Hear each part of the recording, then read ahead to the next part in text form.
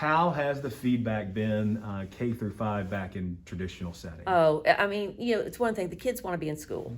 Teachers want them in school. There's just a different dynamic, particularly with our younger children. They really need that one-on-one. And so, I mean, there's been a lot of, I guess what I call happy chatter as far as, because teachers are always quick to share some of their, prideful moments as far as what they're doing in a class or whatever. So we've seen a lot of that. But the thing is that when you walk through the buildings, seeing the children, the smile on their faces, they're quieter.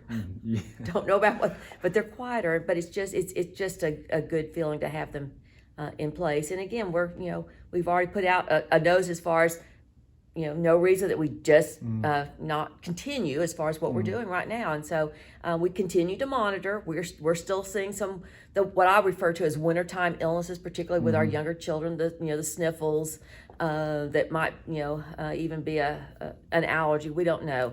But the thing is that everyone's so COVID sensitive that we check. Sure. But it's wintertime illnesses, what we're seeing with our younger children right now. The question was posed last night to dispel fact or fiction. The status of West Wilson Middle right now is no bearing on the reason why 6 through 12 are on hybrid. No. And that has been floating around out there for whatever reason, but we know things can get started one way or another. Give us the reason why 6 through 12 at this point remains on hybrid, and the fact, and another question was posed, are they going to come back eventually? While that remains completely, not a guarantee, that is certainly the hope. And that's where we want to be. Right. Again, and I shared this, I think, last week. When you look at the hybrid model, and again, you're looking at, every other day, as far as asynchronous, then going to synchronous, which is the in-person.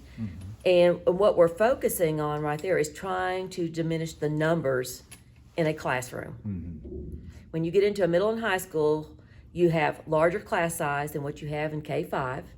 You also have movement as far as from class to class. It might not be the same cohort. So every time there's a movement, you have a different exposure with a new, what I call a brand new crowd. And then you have the movement during the day from class to class. And so it's harder to contain. And the thing that we're trying to do is minimize that exposure, and a hybrid model allows us to do that. When you're getting into, particularly into high school classes, you can see, okay, again, your class size, your ratio is higher. You could have 30 to 35 students in a classroom. You cannot social distance. There's no way. So if we reduce that class size by half, that allows us to spread out. It's harder on teachers. I've had to explain that to parents several times because they're thinking they're getting every other day off. No, it's a new class that comes in on one day, the other half of the class, and that's how it rotates. So no, it's much harder on teachers. If it came down to, if we could move right now, we would do it, but COVID is still with us. And as I shared last night, one of the things that we are, I must say, eagerly awaiting is the vaccination. Now, will that be immediate as well? No.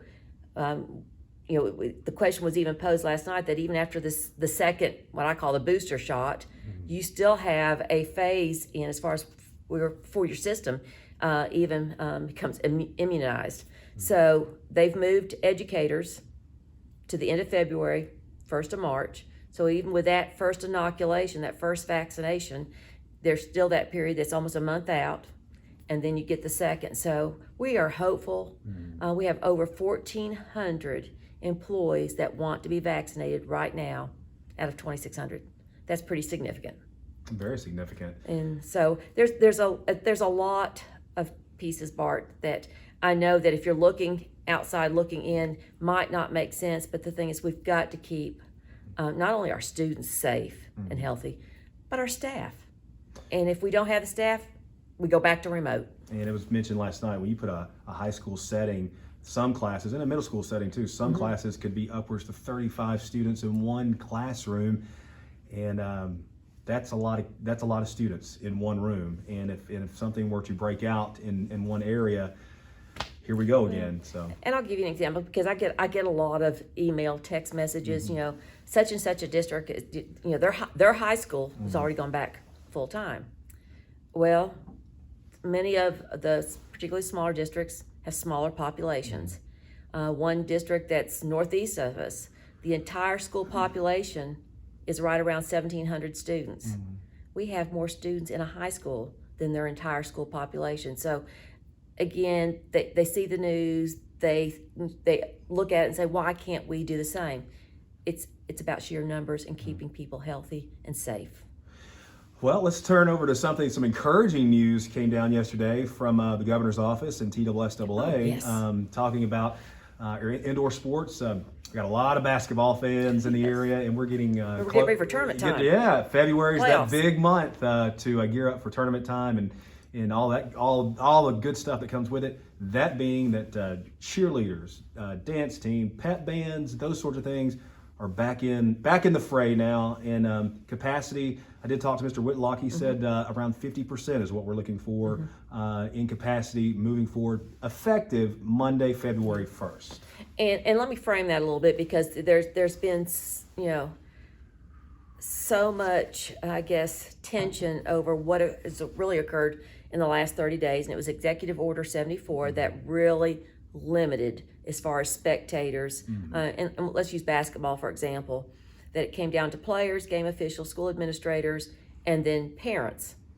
And then it was, they went back and amended it and then allowed grandparents.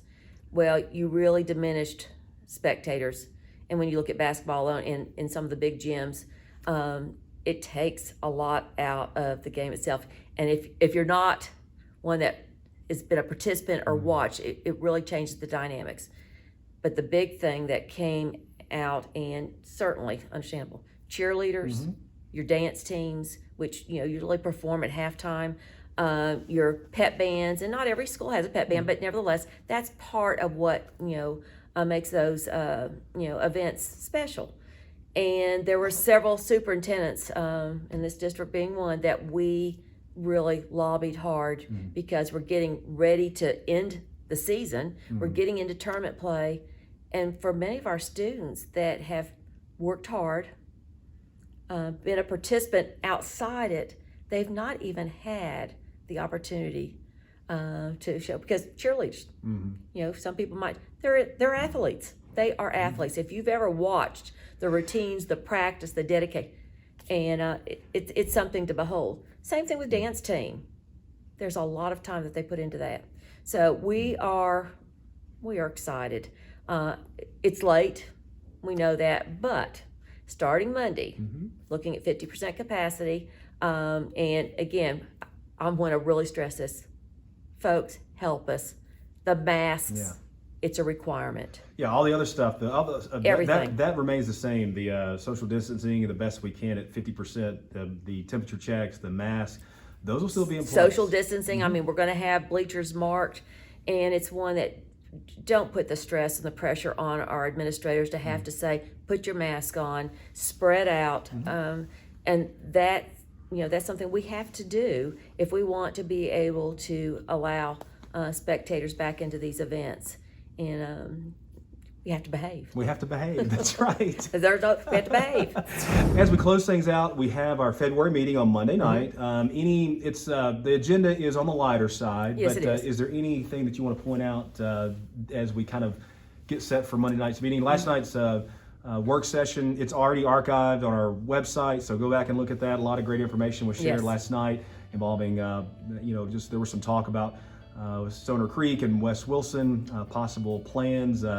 There may be some information today concerning that, and if so, that We're would hopeful. be shared on Monday, Well, if it is. And last night, for viewers, if they were watching, we were putting up preliminary plans for Stoner Creek and for West Wilson Middle School, because we're at the phase now we have to get the project bidded out to even know as far as what we're looking at with a price tag. And much is still contingent on what the insurance company is going to agree upon as far as their language being more as a repair on the existing footprint. So today there's going to be more conversation, particularly with the group that NFA that we're working with, in, I guess, I don't want to say mediate, but in collaboration maybe with the insurance company. Right. So very hopeful that today we'll hear more, because we are at that point. We have to bid these projects out to know what our cost estimate will be, and so we can move forward. And so I'm hopeful that I'll be able to share that Monday night. And if anything, Mike Jennings, our county attorney, can set the stage as far as where we are based on conversation today. As Mr. Tomlinson said last night, let's keep the momentum going, right? Keep it going. Keep it going. Absolutely. All right, Dr. Wright, have a wonderful weekend, and we'll talk to you again real soon. Maybe snow on Monday. Maybe. Maybe. I did see a possibility of that. Again, if there's any information to share on that. We're real good at flurries this year, but nothing big. Well, I already had, wanted to make sure I was aware that there might be snow on Monday. So we'll see. I'm passing that along. Thank you. All right, thank you, Dr. Wright. Okay, thank you. Good weekend.